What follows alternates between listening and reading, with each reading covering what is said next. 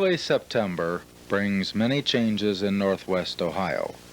The shortening of daylight hours, the nip in the air, brilliant green turning to reds and gold, all constant reminders of the coming of the inevitable, another bleak Ohio winter. As a possible attempt to either put aside the thought of what's in store or make one last fling at celebrating the passing of summer, September seems to be the time of year for all sorts of festivals. Two major events in Seneca County are the Fostoria Pork and Bean Festival and the Tiffin Seneca Heritage Festival. For the fourth consecutive year, the residents of this area revived their link to the past with a two-day celebration which has grown to be bigger and even better each year. Saturday morning began with perfect weather for a parade. Bright sunshine and cool temperatures found people lining the parade route, from Westgate, where the parade formed, all the way down to the end of Frost Parkway. Bands representing Calvert, Columbian, East, and West Junior High Schools provided entertainment for kids of all ages. Let's listen to the Columbian High School Marching Band.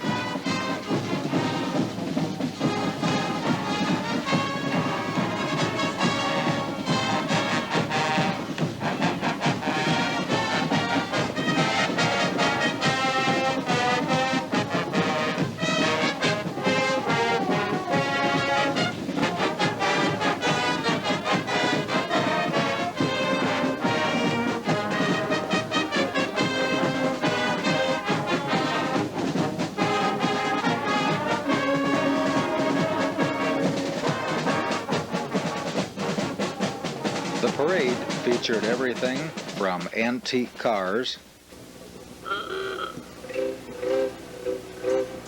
to chimney sweeps,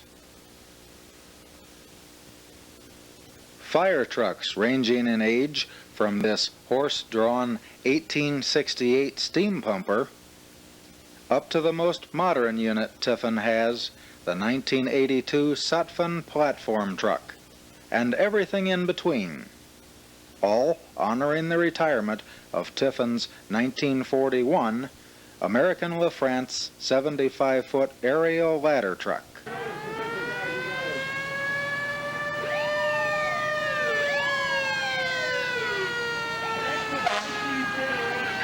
Floats of all kinds representing many different community organizations and activities were also on hand, including this float entered by the organizers of this year's parade, the Tiffin Jaycees. What is a parade without pretty girls? Here is visiting Bellevue's Cherry Festival Queen and her court. Last year's Heritage Festival Queen, Lynn Sowers as Mrs. Heritage and Brenda Folk as Miss Heritage. This year's contest was sponsored by the Westgate Merchants Association. There were 16 contestants vying for Junior Miss, with 9 competing for Queen. Passing the review stand are Queen Doris Joseph and Junior Miss Kathy Williams. No parade would be complete without the majorettes, and 1982 was no exception. They came in all sizes and ages. With over 60 units and floats, it took nearly an hour for the parade to be completed. And now let's listen to the 1982 Calvert Seneca's marching band as they pass the reviewing stand.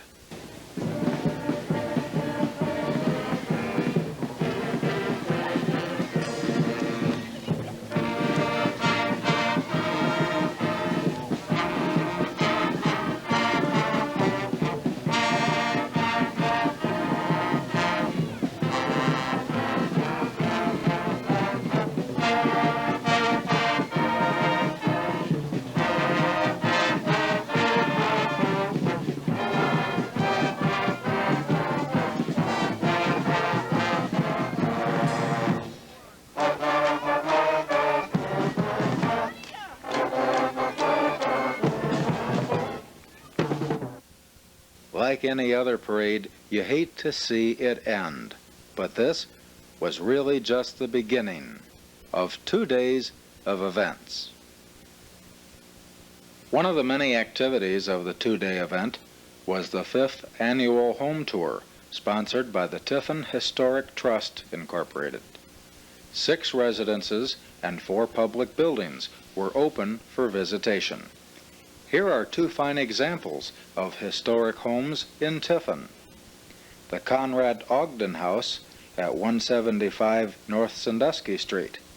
This 1900 neoclassical design elegant home received the 1981 Tiffin Historic Trust Preservation Award. Bill and Thelma Ogden are the owners. 120 North Sandusky Street, the Bagby House, First Church of Christ Scientist. Of 1855 Gothic revival, this house was built by Judge Truman Bagby, a man of mystery. James Watson, a later owner, had the house restored by architect George Nectar.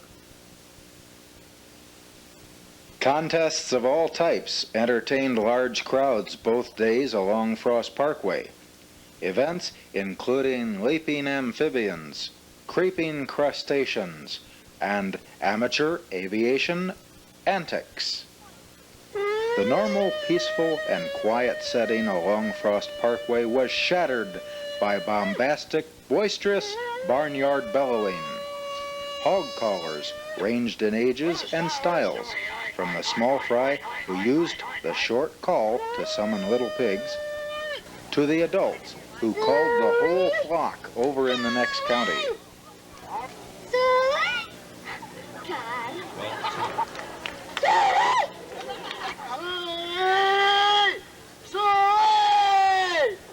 Colin is way back there.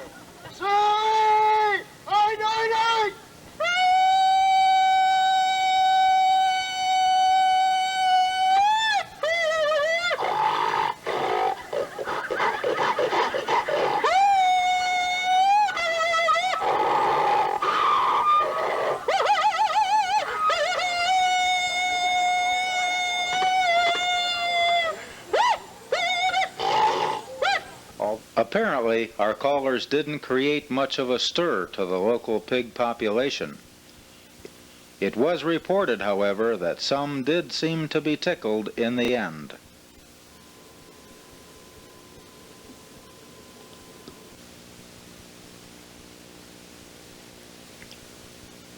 Noise levels decreased considerably, but the level of excitement stayed at a fever pitch during the registration for the crayfish race. A few of the entries were comparable in size to small lobsters. Some of the crayfish were almost as big as the contestants who entered them. Spectator enthusiasm at times was greater than that of the entry in the race itself. Contrary to popular belief, the size of a crayfish does not determine their speed. As we found out during the race, there is no such thing as a fast crayfish.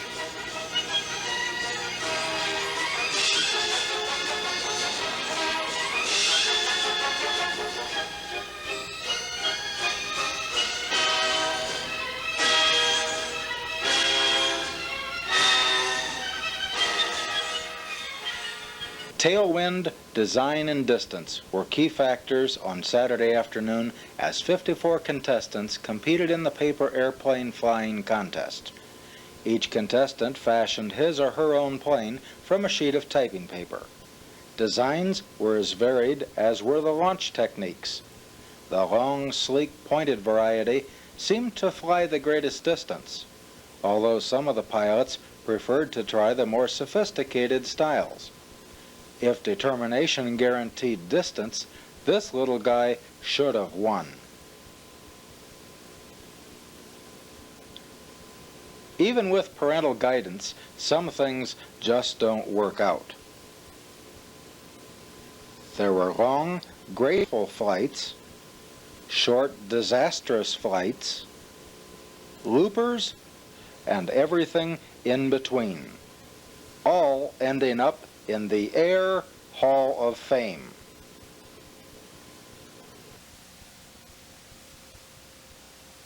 Mark Twain made famous the celebrated jumping frog of Calaveras County. Although little has been written to publicize our local leapers, they turned out in large numbers for the second annual frog jump. Each frog was judged on the total distance of its first 3 jumps from the starting pad. Some took no time at all to get jumping, while others needed some persuading. This persuasion took different forms, like slapping the ground beside the frog, yelling at the frog, and blowing on the frog.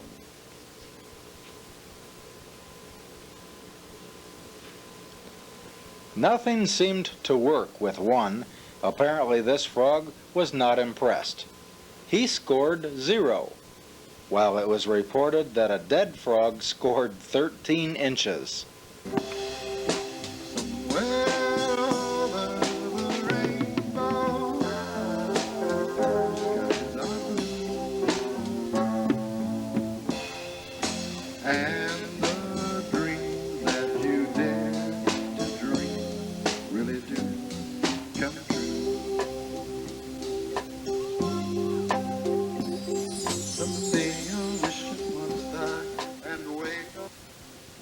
Well, the cat cast eyes upon her, and the trouble soon began.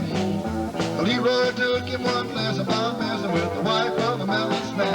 And they go bad, Leroy Brown, baddest man in the whole damn town. Better than a wolf king dog, I said, meaner than a junk cat dog.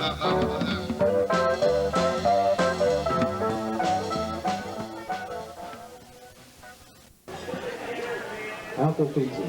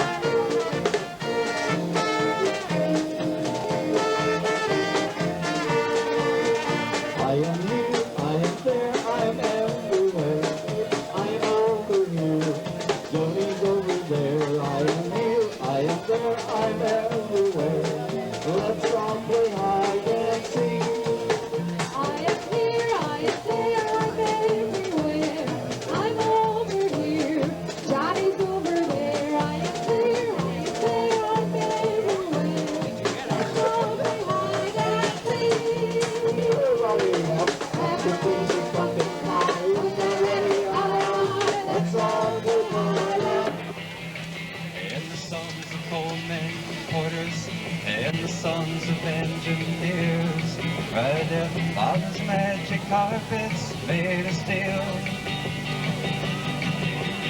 Mothers with their babes asleep, rocking to the gentle beat, and the rhythm of the rails is all they feel. Good morning, America, how are you? Don't you know me? I'm your little son.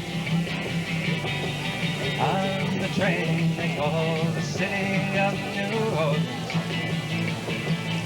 I'll be gone 500 miles when the day is done. Here both days, yesterday and today both, enjoying it real well so far. What do you like the most about the festival? The food. What kind of food? You name it, I've eaten it. Beer and bratwurst, 2 perennial favorites, were consumed in mass quantities again at this year's Heritage Festival. More than 1,100 pounds of bratwurst, washed down by well over 1,000 gallons of beer, helped to maintain the festival atmosphere. Pop, cotton candy, and corn dogs were among the favorite of the younger set. From both sides of the river, the aroma of barbecued chicken convinced those in line that waiting was well worth it, and invited people from everywhere to drop in. This lady, after a hard day on the banks of the Sandusky, was putting the finishing touches to Sunday dinner, homemade beef stew, cooked over an open fire. As always, there were those last-minute unexpected guests who dropped in. These don't seem to have been greeted too warmly. For those interested in buying or browsing, craft items of all kinds were available. Each year, invitations are sent to area craftsmen whose wares in some way reflect the heritage theme. A total of 46 craftsmen were on hand this year. Distance was no deterrent, as some craftsmen came from as far away as Lambertville, Michigan. The slow economy had little effect on dampening the spirit or enthusiasm of festival goers. Even without spending anything, those in attendance were treated to a potpourri of entertainment. Participants as well as spectators found continuous excitement on either side of the Sandusky. The center of the river, however, provided some problems during the unusual craft race. An unseasonably dry summer left the level of the river more conducive to a foot race rather than a boat race. Pushing and pulling became the most appropriate method of propulsion. Organization is the key to successfully staging an event of this size. Plans for the 1983 festival were being made even as the 1982 events were taking place. For the past 2 years, Bill Booth has been the general chairman for the festival. Congratulations go to Bill and his committee for a job well done. This is no small task, considering the preparation and timing required to ensure that runners run, cars parade, and frogs jump. Well, 2 out of 3 isn't bad. Community involvement geared toward family entertainment seems to be the theme of the festival. Something for everyone, from toddlers to teens, young adults to senior citizens. No one is left out of the fun.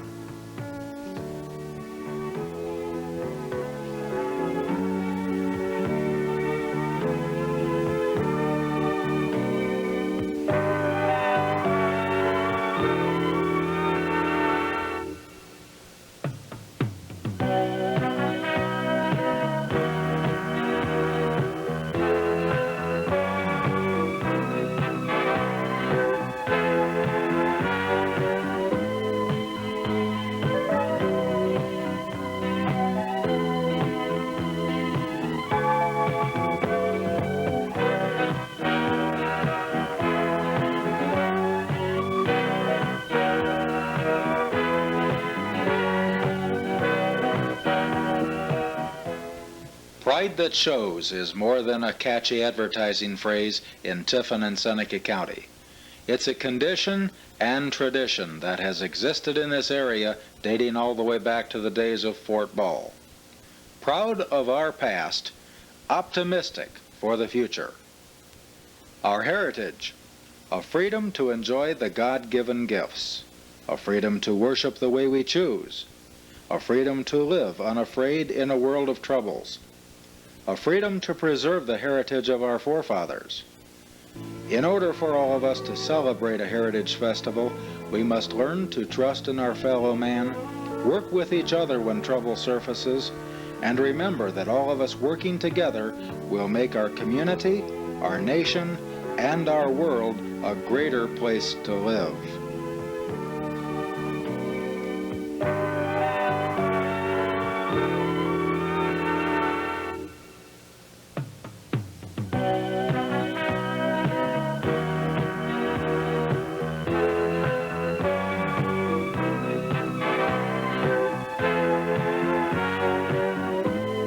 Special thanks to the residents of Tiffin and Seneca County and Continental Cablevision.